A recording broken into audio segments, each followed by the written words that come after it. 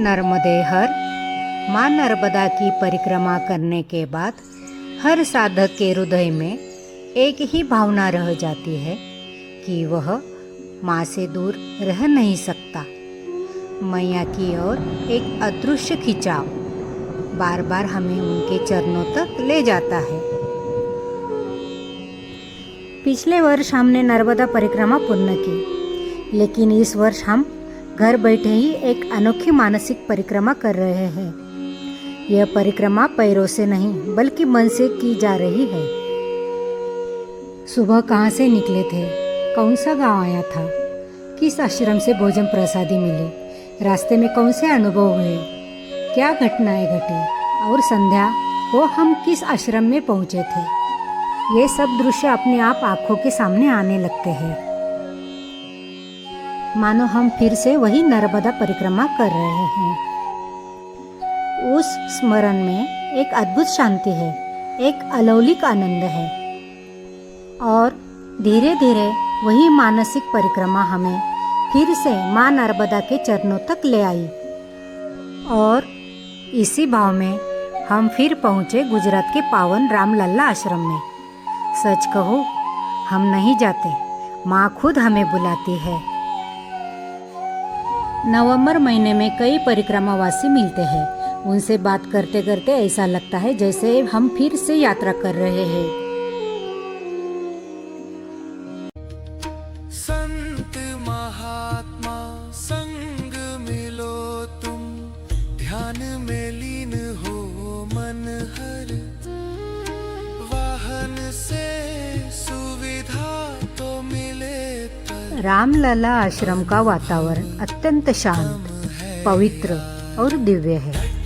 यहाँ एक अत्यंत सुंदर स्फटिक शिवलिंग स्थापित है, जिसका दर्शन करते ही मन शांत हो जाता है।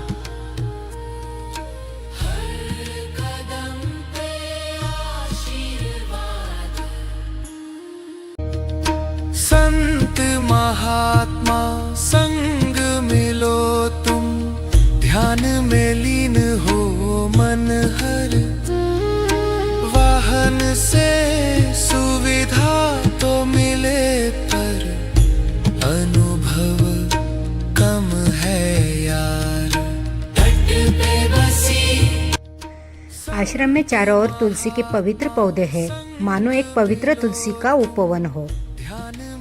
वही भगवान श्री कृष्ण का बाल स्वरूप हाथ में लड्डू लिए हुए इतना सुंदर है कि मन वही ठहर जाता है। अनुभव कम है यार।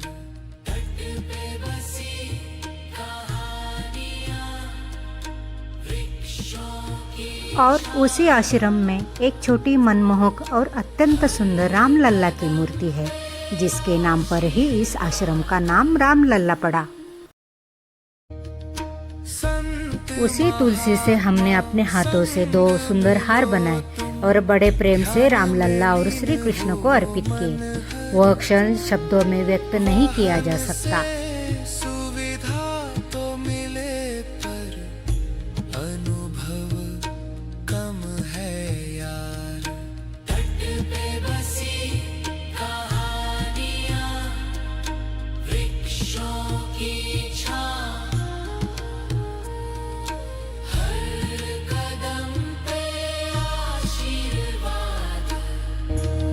संत महात्मा संग मिलो तुम, ध्यान में लीन हो मन हर, वाहन से सुविधा तो मिले पर, अनुभव कम है यार।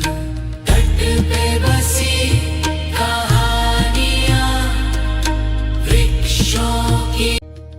संत महात्मा संग मिलो तुम, ध्यान में लीन हो मन हर। आश्रम में पूज्य महाराज, जिन्हें हम स्नेह से बापू कहते हैं, बहुत ही सरल, शांत और ज्ञानी हैं। वो बिना कुछ कहे ही मन की भावना पहचान लेते हैं।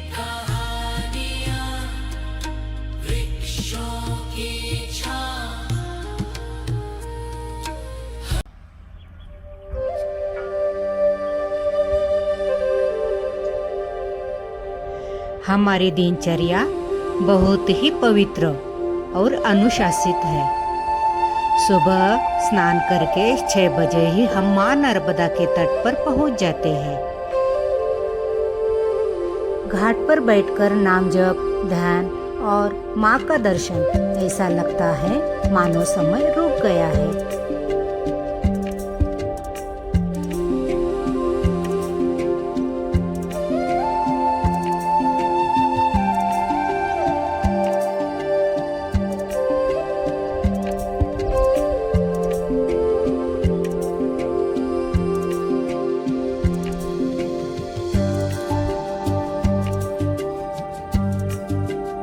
शाम का समय तो और भी दिव्य होता है। हम 4 बजे ही घाट पर जाकर बैठ जाते हैं और 7:30 बजे तक माँ को निहारते रहते हैं।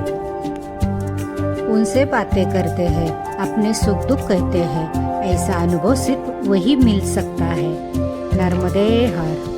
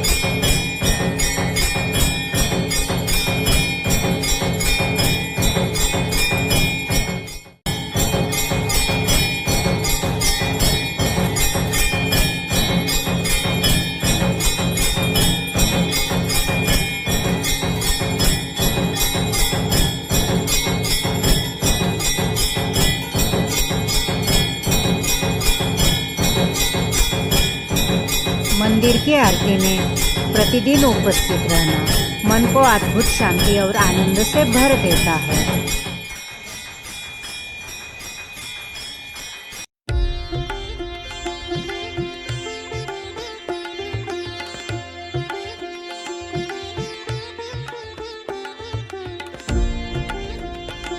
एक दिन आश्रम में प्रसाद बनाने का अवसर मिला। तिल के लड्डू बनाए और बापू ने उन्हें प्रेम से परिक्रमा वासियों में बांटा।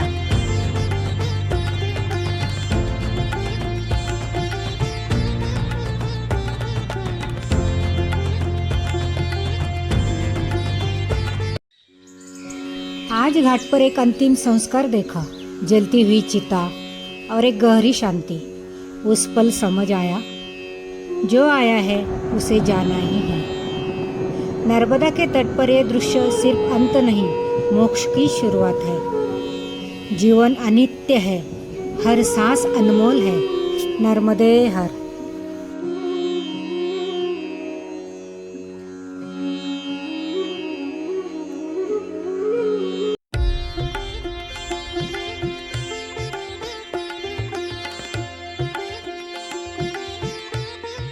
आश्रम के पास ही अनेक अद्भुत वृक्ष है, जिसे सिंदूर का वृक्ष कहा जाता है। प्राचीन समय में इसी वृक्ष के बीजों से प्राकृतिक सिंदूर बनाया जाता था।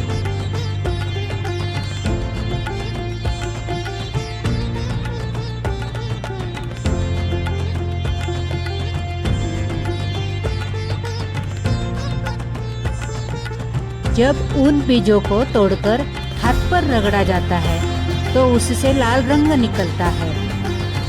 आज के समय में जहाँ केमिकल युक्त सिंदूर का उपयोग होता है, वही यह प्राकृतिक विधि हमारी परंपरा और संस्कृति की याद दिलाती है।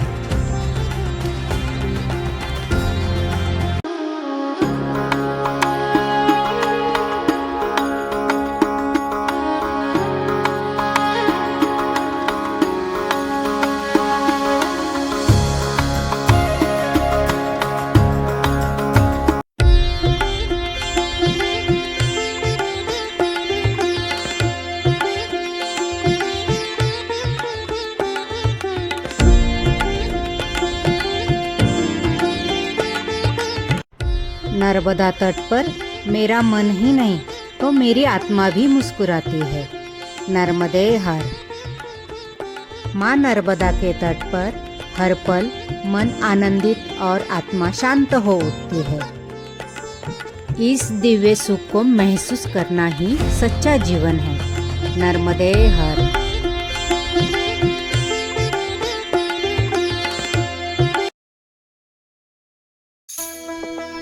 माँ नर्मदा का दिव्य वाहन मगर के दर्शन हमें लगातार 2 दिनों तक प्राप्त हुए।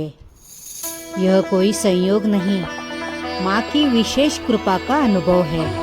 नर्मदे हर। पास ही बद्रिका आश्रम और कुबेर भंडारी धाम, जहाँ जाकर मन और भी आनंदित हो गया।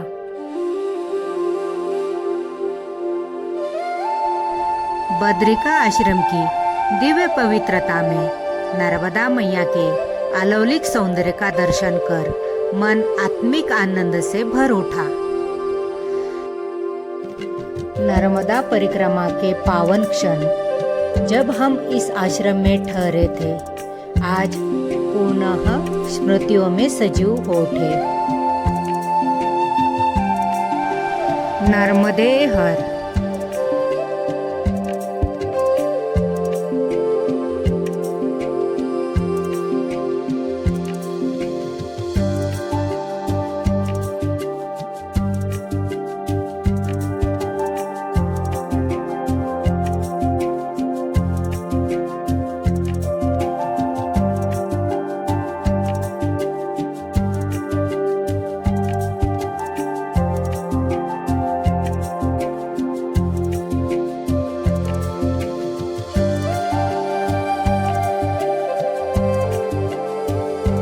माँ नर्मदा तट, वह शांति, वह प्रेम, उसे शब्दों में बांधना संभव नहीं।